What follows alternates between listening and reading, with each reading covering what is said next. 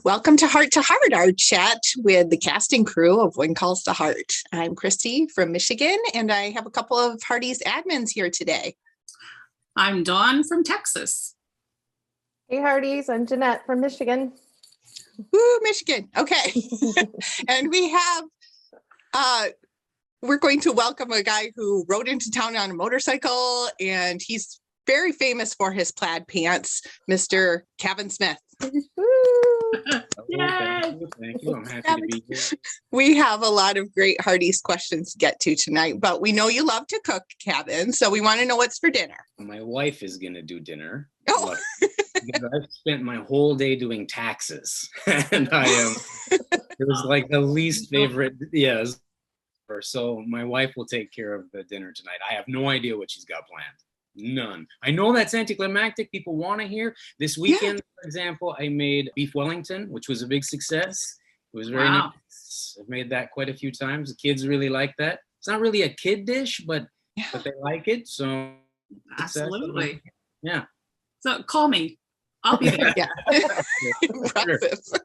Sure. Well, and we hear you have a birthday this week, so it sounds like maybe they should do some cooking for you. Well, yeah, it's actually tomorrow. As a matter of fact, young Miss Hutton took me out for lunch yesterday.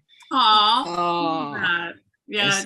To celebrate. And tomorrow we have plans. It's just going to be my wife and I going out for dinner, I think. So very, very quiet. It's only one time you turn 29. There you go. Indeed. Speaking of Pascal, we know that you two push the humor in the scenes, and Cheryl Trinkle of Columbus, Ohio wonders if you could share any examples of that from the season. Well, I've been getting a lot of guff for it already, but the scenes where we had to dress up for Halloween, there was a lot of fun poking, and it was interesting. We're doing a period piece and then yet dressing up period in the period piece, and I enjoyed it, but it was they're uncomfortable. It's uncomfortable as we do in between, and she looked great in hers, so we just kind of poked fun at each other the whole time. But in between scenes with that giant like Roman centurion thing on it, Jared cuts you up in the throat. You look like a bit of a moron, but it was super fun. And going back, I watched your interview with Pascal the other day, and she was talking about the scene where we really started to, and it really did sort of start in the scene where Lee, who was injured, who always seems to be injured, by the way, was I think he'd hurt an ankle or something like that, if I'm not mistaken. And she was supposed to be spooning him soup. Right. Very just simple scene, nothing much to it. And she'd force feed me the soup. And at first I thought, oh, that's kind of cute. That's sort of funny. But then she kept, like, I'd turn my head away and she'd just keep following my, like, kind of getting annoyed at first. And she wouldn't stop. So she just kept forcing. So after a while, I was like, okay, this is irreverent humor. This is what I like. Right? Off the get-go, I was like, we're going to get along really well. Yeah. So that was kind of immediate. I mean, did the humor just come right away, or did it kind of, as you guys got more comfortable with each other? 100%. I think in this business, as an actor, there's two things that stand out for me personally. Good, first of all, and if you don't take yourself too seriously. I don't know how to work with people like that. I mean, I appreciate when they're good, but life is too short for me. I try my best to do my best, but I also want to have fun. And part of that is not taking yourself too seriously. And she does not take herself when it comes to this stuff. So it was we'd known each other for a little while on another show, very briefly. And then down once in a while, I'd say hi. But this was the first time we really get to know each other. And it was really quick. One of the very first things down, she was trying to be all proper and stuff, and we were cracking jokes, and she goes, "Oh, I would never talk like that." She talks like that all it was very quick. We connected really quickly, and it's kind of just gotten better as the friendship is as years. And now we don't need setups to the jokes. It's a look. Mhm. You know, she knows what I'm thinking, and I know what she's thinking. She can look at me and right away. There's a lot of little examples, but I don't want to get into them because some of them hurt other people's feelings. But if somebody says something, she'll be like, I know exactly what you're thinking. Behave, be quiet. Oh, I love it. Well, you were talking about the armor, and you were clutching it even on camera. It's like, Yeah. there's a lot. Go ahead. Yeah, it's also, I have such massive pectorals. Oh, of course. Oh, Of course. yeah, getting in the way. That was the first thing I thought of. We just didn't want to say that. Yeah. Yeah, we're trying to be respectful. I did like the costumes. There's no question. I thought they were fun. The only parts that were a little weird for me were the hair and makeup. I don't mind the pants or the long boots and stuff like that. It was the hair, the Romeo hair. Yeah. I felt I looked like a 90-year-old man with a toupee. Like, you know, those old guys that try and look young. I was like, oh gosh, I just feel really out of place. Yeah, it was a very odd. The hair and makeup, that was odd. The costumes themselves, I didn't mind at all. Yeah. And your call times were probably much earlier for all that hair and makeup too. And weren't they? usually, as a guy, you roll in there about 10 minutes before you need to do anything. Yeah. But no, it was a full hairdo and curlers and laughing the whole way through doing my hair. She, I think, enjoyed doing that very much. Of course. Oh, so good. So how many years have you, well, like the last time you had bangs? Yes. Oh God. This is going back a long. I've never been a huge fan of bangs. I had some awfully embarrassing haircuts in the day. I came from the 80s, so I'm an 80s boy. And I had the mullet into the heavy metal, and I was stylishly, I was a bit of a moron for sure. But I'm lucky, I still don't have a ton of gray yet. That's good. That's impressive. Yeah, not bad. My beard comes in a little gray, but my hair not so much yet. So, and the thing is, all of the questions that we've had, we've already addressed it. So there was a question from Angie Hales for North Carolina, wants to know if it took some convincing for you to appear in the costume as Mark Anthony. And she said, you look great as the Roman emperor. There you go. Well, I appreciate that. It was not the costume. None of the costumes bothered me at all. It was really just the hair. Little ridiculous. It was super funny, and I thought they did a really good job with it. But it's another thing to walk around with all these crew guys that you've never. Oh, funny. Yeah. And then staring at you like, oh boy, when did Kavan get the perm? Well, and Nate that does the cars, he has curly hair. He does. That's exactly that's who I was thinking of when I said that, because he was the first guy that laughed at me. Oh, too funny. I love it. So how much time did you have on so you're talking about the call time for those costumes? Yeah. Usually what is your timeline when you have your hair and makeup? Usually. Yeah, I would say for me to go through hair and makeup normally is about 10 minutes. Okay. And this one was? Most guys, unless your name is Jack Wagner, take very little amounts of time to go through hair and makeup. But mine is down to about 10 minutes. I'd say it's about 4 minutes of makeup and just to kind of cover a little lines and stuff. And then I'd say hair is about maybe another 4 or 5 minutes. It's really quick. Wow. Wow. And so for this one, for the two costumes, how much time that you had in the chair? Well, this one I got a real appreciation of what the girls have to go through. It was it jumped up just like a lot of eye stuff and you know, dramatic makeup, which I normally never do. And so that would take a lot of time. I would say an hour.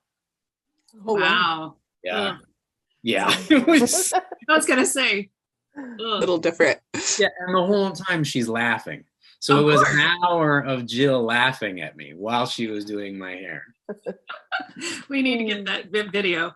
Just kind of insert it Well, we could talk about these costumes all night, all the clearly. time. because- 2 episodes. There's a lot of story. But we will, yeah. So I wanted to circle back to, you talked about Pascal's chat with us on the Heart to Heart, and it was interesting talking about the early days when you both came on the show. And she told us that when you came along in season 2, that she had no clue that Lee would be a potential love interest for. Yeah, and she said you knew and didn't tell her. So we'd love to hear your side of the All right. story. Well, the truth is that she called production and asked them to bring her love interest. So she requested me. Requested you specifically. Clearly. No, not really. What are the chances? I don't think there wasn't a really strong sense that that's what they wanted to do. Let's just see if there's any chemistry here, because that could be a possible way to go. So it was really sort of a superficial fishing expedition, but about it, and I only knew the surface. They were just like, well, we're just going to see if you and Pascal hit it off, and we really did. Yeah, no, it was gold. Great. It was That's gold. great. We were tweeting about it in season 2. Like, how did we get that? I mean, we were so lucky as, fans of the show. Yeah. But yeah, that's great. Yeah.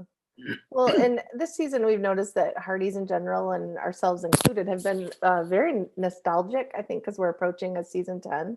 Yeah. So we got thinking about, for you, since now you've been on since season 2, if knowing like all the years of the show and everything that the show's been through and we've been through as fans and you guys as the cast, if you could go back to season 2 Kavan when you arrived, is there some advice you would give him?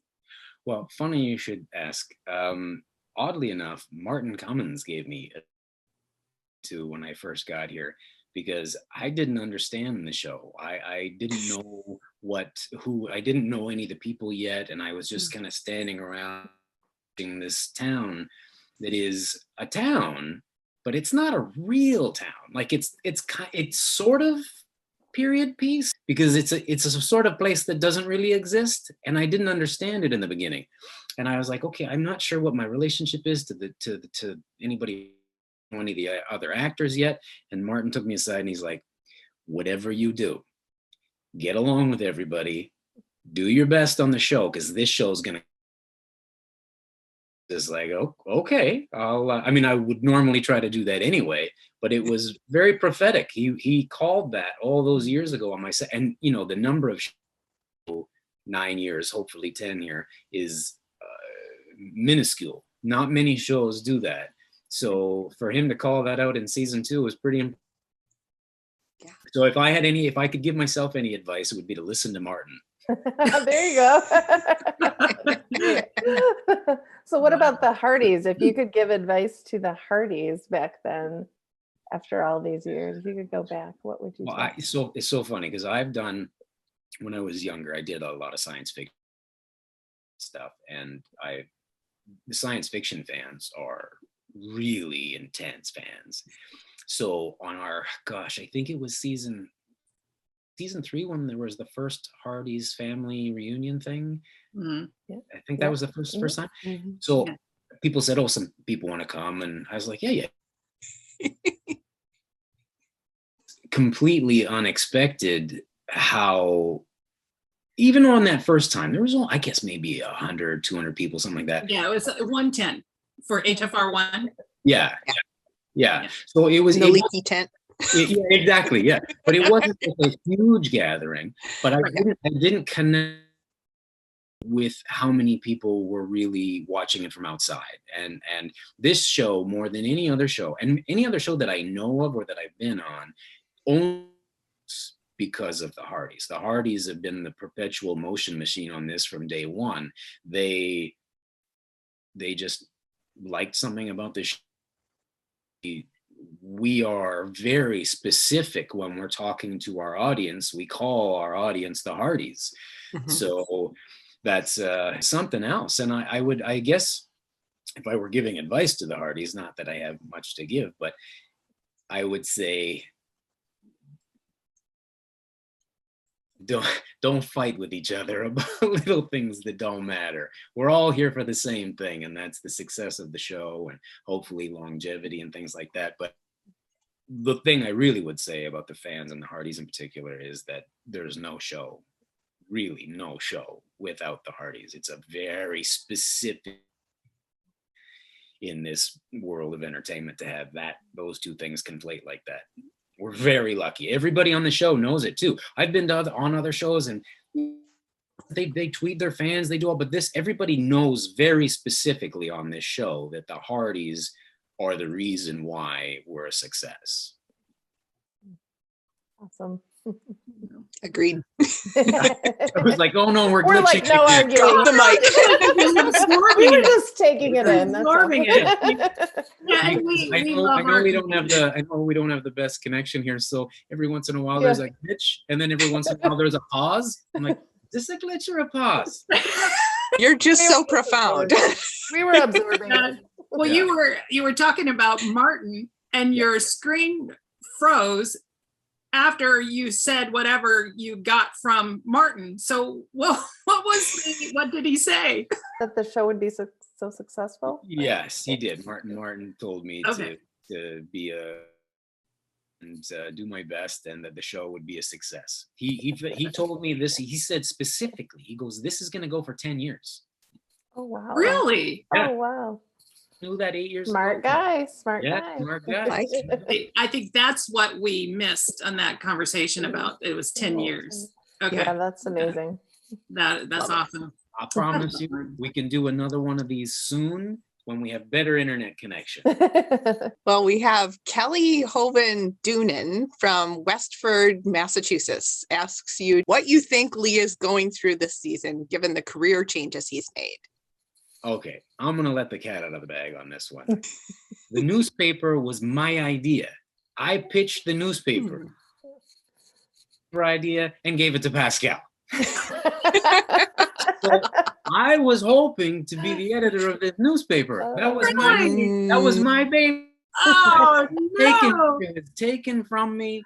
And so I liked everything else was the same, like them working together and sort of, I had it kind of the other way around. And now he's sort of in no man's land. He's kind of doing the newspaper thing. He's kind of doing the lumber mill thing. He kind of tried to be the politician. Lee's a little all over the place. Yeah. So I am conscious of that. And I do want him to sort of settle into one thing and just kind of, I don't know, I guess just sort of plow ahead with one thing. And I always thought that he'd either have sold by now, like maybe to Joseph or somebody like that, and then but that's not the case. He's kind of hanging on at the mill, now he didn't win the elections. Are sort of, although I don't think he ever wanted to be a politician. I think Lee just wanted to try and do what he could to make Hope Valley a better place. But now this newspaper thing, my idea. So good. Dear me. So Rhonda Hotel from Moore, Oklahoma wants to know if you and Pascal enjoy spending time together after hours or in the off season. And Rhonda said she loves your movie in Hawaii too and wants a sequel. Well, loaded question. Yes, we do enjoy spending time, but we also spend time together with our families, and our spouses get along with each other's spouses. And when we shoot, like when we were in Hawaii, for example, since you brought that up, we did spend a lot of time together. We did it and in the mornings, and we explored the islands together when we weren't shooting. And I have explained this before to people, and it's still kind of odd have a business partner as an actor. That just it doesn't really happen much. You know, shows don't generally go 10 years working with the same person as your spouse. So it's turned into really, really good friends outside of here as well as on camera and even on set. Like I said, she took me out yesterday for my and we usually try and get together in the off season. Every month or so we'll get together for a coffee and just laugh together and laugh. And we always try and come up with new ideas and pitch new projects to one another and just sort of see if do you have anything interesting that you'd like to do? Is there anything I'd like to think came to. I was like, I want to do another project with you. What do you want to be? And she's like, well, I don't know. I want to be a travel blogger. I'm like, great. I'll be the opposite. Let's go. Love it. And how that one turned out. And it's getting along with the person that you work with is, but to just laugh all the time is really unique. What a gift. Okay, we were sitting in Hawaii and we were sitting in front of this outdoor coffee shop and we were talking about potential jobs in the future and stuff for her and for me. And I asked where she wanted to go. And I was like, I really love doing projects, that make me travel a little. And she said, oh, my agent knows better than to offer. So it's like, really? Your agent knows not to give you projects that your family, yet here we are in Hawaii. So we laughed so hard and so loud in the middle of this open air cafe in Hawaii. Her husband didn't find it quite as funny. They were supposed to come. Our families were originally supposed to come. We wanted to pitch a project that took us someplace that we could take our families for a vacation holiday work thing. And because COVID hit, families couldn't come. So. Well, you were having a birthday at that time too. Someone was talking about that they were going to celebrate in Hawaii, but you couldn't do it because the family was not there. Well, yes. When the show was over, Aaron was going to fly out to Hawaii as well. And because Aaron also hangs out. I mean, Aaron and Pascal are very close friends. We hang out with Aaron as well. And she was going to come out and we were going to have a big birthday celebration because we had a birthday celebration in 2019 before things closed down in New York with Pascal and Aaron and partners. So I think it was sort of be reciprocal for us coming there. They were going to come out to Hawaii, but it just all fell apart. Cannot. But, you can't have everything. You can't get your cake. We still got to shoot a movie in Hawaii. So, yeah, that's amazing. So you do a lot of writing, I think. Do you do novels? I am. I've really tried to branch out into writing. I've kind of been doing scripts for a while now, and I've had a couple made, and we've had a couple other pitches made where I don't write the script, but I write the treatment and stuff. And but I really like novels. So I actually just finished my first one about 2 months ago, and I guess I finished the first draft in January, and then I did 4 passes of it, and then I've handed it off to an editor friend of mine who's gonna try and help. What's the genre? Like a mystery or? Yeah. No, it's very much in keeping with me. It's absurd. It's weird and kind of funny and kind of hopefully like weird cerebral. And I love it. Yeah, I want to read it. It's different stuff. But my friend who is an editor and a publisher, he's like, yeah, I'd love to help you out. I'd love to take a look at it. And then when I delivered it, he texted me back. He goes, dude, it's 450 pages. I said I'd help you out a little bit. I did. So I don't know. Maybe I won't hear back from him. But I'm already starting another one. I'm 100 pages into a new one. So wow. You're inspired. I really enjoy it. I really, really, really enjoy it. So you've done movies and novels. Would you do like any episodic TV? I don't. The reason I like writing is because I got into acting for artistic purposes. Believe it or not, I really did. But when you get into it, because I came from theater, but you realize quite quickly that to make a living, there's so few actors that can make a living. And out of those few, there's so very, very few that actually get some artistic say in what they do. You kind of just got to try and make a living. And I've sort of done that. But what was sacrificed in that was the artistic integrity a little bit. Not that I don't enjoy what I do, but it's not all me. Right. So the writing and screenplay writing is the same, because the network and the studio and the other directors, whoever, they all have a lot of say. Whereas writing a novel is really, in long form, perhaps too long form, is 450 pages. Yeah, exactly. Is a great way to get what you want out. So I found it incredibly satisfying. Yeah, so that's why I do that. Sure. Oh, that's great. I didn't realize that, there was a question that had, talking about novels. I was like, I didn't even know that you did novels. So that's the reason why I asked. So I think most people are surprised that I can even read.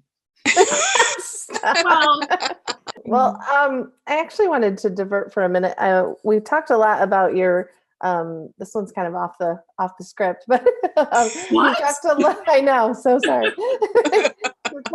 we talked so much about you and Pascal because it's just natural. Do you have any favorite scene partners outside of that, or anyone that you haven't on the cast that you haven't had a lot of scenes with yet that you would love to work with more? Truth is, I don't like anybody else.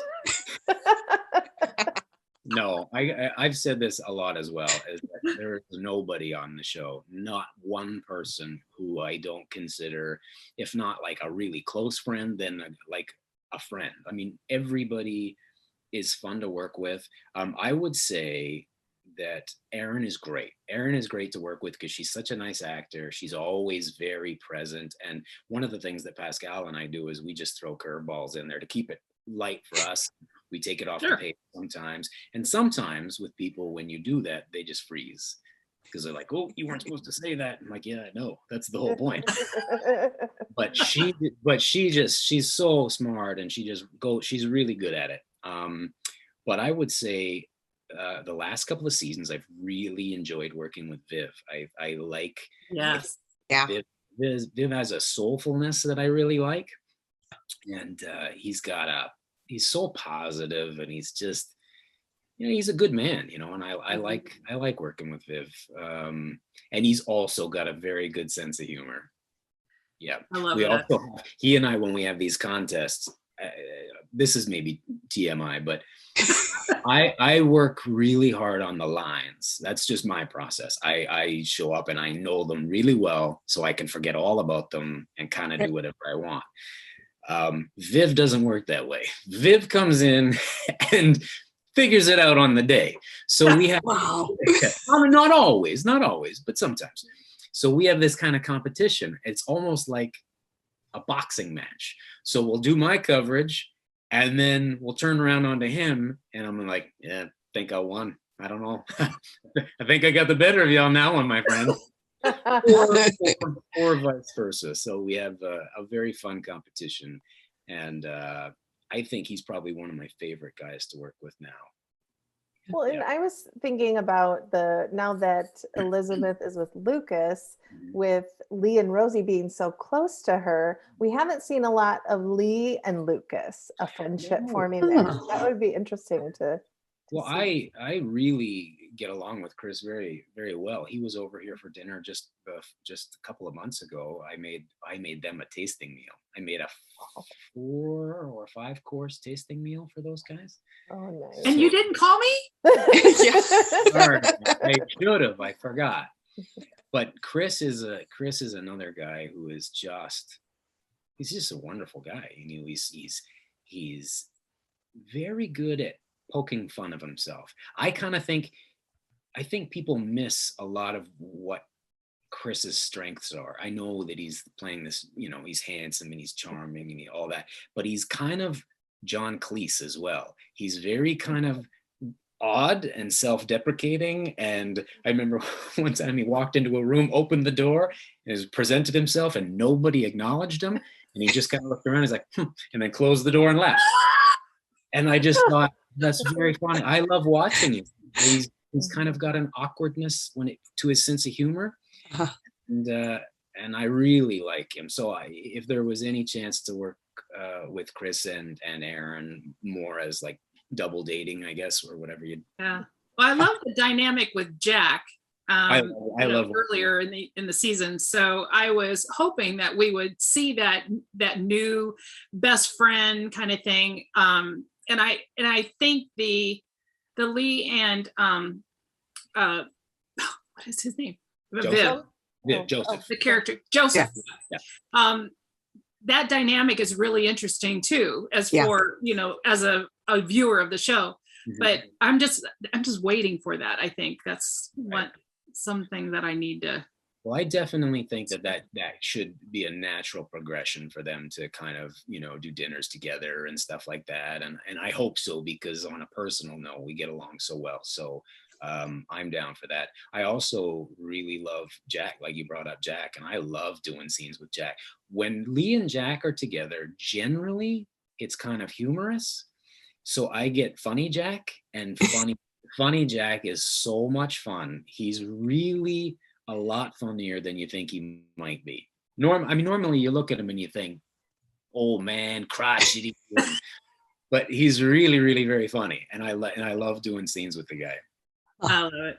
Well, and Lee has struggled with his friendships this year with Hickman and then Joseph. It's almost like he's trying to find his footing when it comes to his strong male friendships. It's been interesting to watch. Yeah, I don't mind saying now, because it's more or less over, but that is a storyline that I struggled with a little bit. The one with Hickman, I was personally just a bit, I'm like, these two have a history, and there is I always remembered them being very good friends.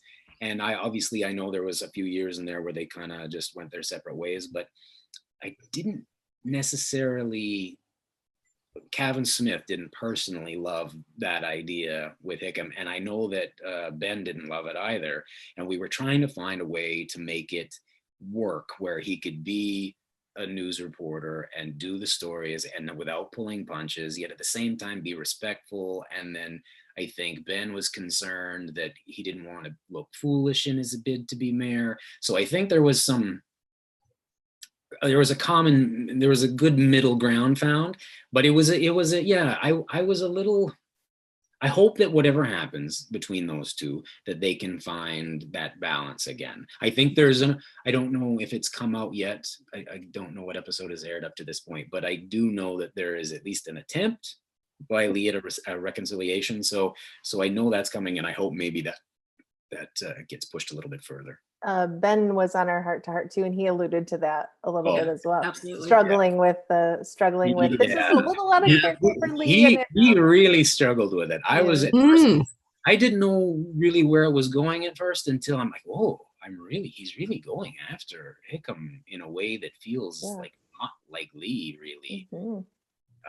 But I guess in real life, if you're both after the same thing, even if you're friends, and I think that Lee was earnest in his attempt to want to do good for the town, and obviously so was Michael. And once you enter human competition gets thrown into the mix, sometimes even amongst good friends, it brings out the darker sides.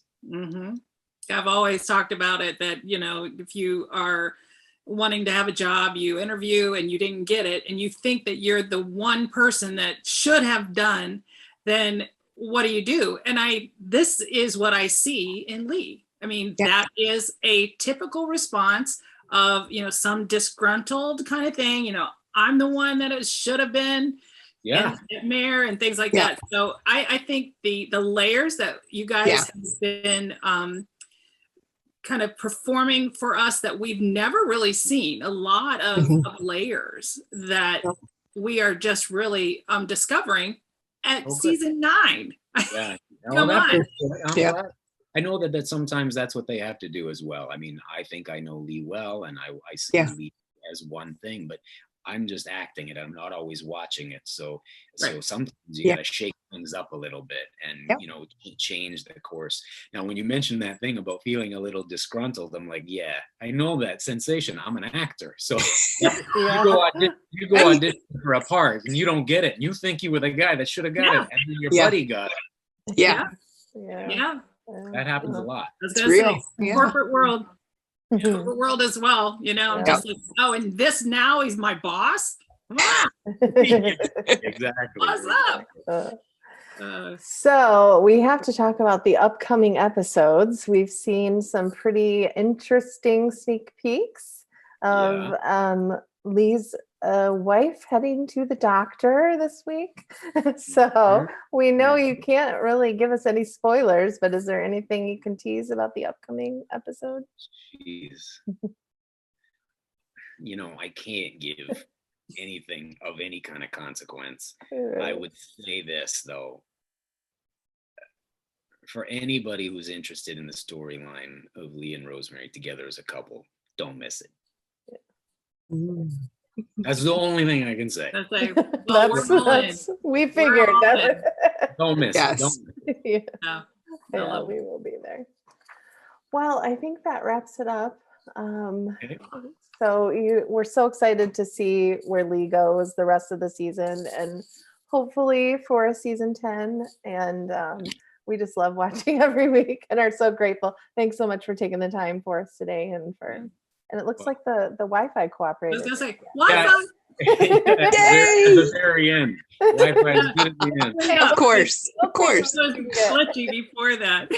Let me just say thank you to the Hearties out there, fans, all fans, but Hearties in particular, for putting these interviews together and stuff like that, and showing interest in our show and keeping our show going. It's I know that everybody on this show, all the key players on the show, want to keep going. Like, as long as there's interest, nobody's getting rich on this show from an actor's point of view. We're doing this because we really enjoy working with one another, and we love the fact that the fans seem to really enjoy the show. So if the fans keep going and keep respecting the stuff, then I think pretty much everybody that I can think of on the show wants to stay and just see how far we can go.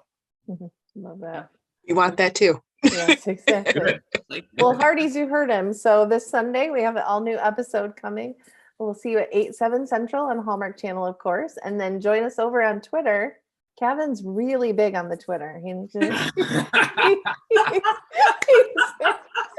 really bad. I can't tell you how many times I've tweeted some stuff, like a whole big stuff. I'm like, oh, this is really good. This is great. And I hit delete instead of send. Oh, no.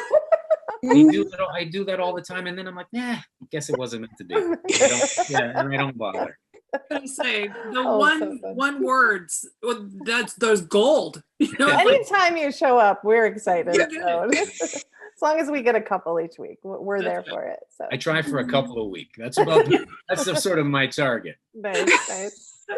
Oh, so Hearties, we'll see you there, and don't hit the delete button. Hit the tweet button.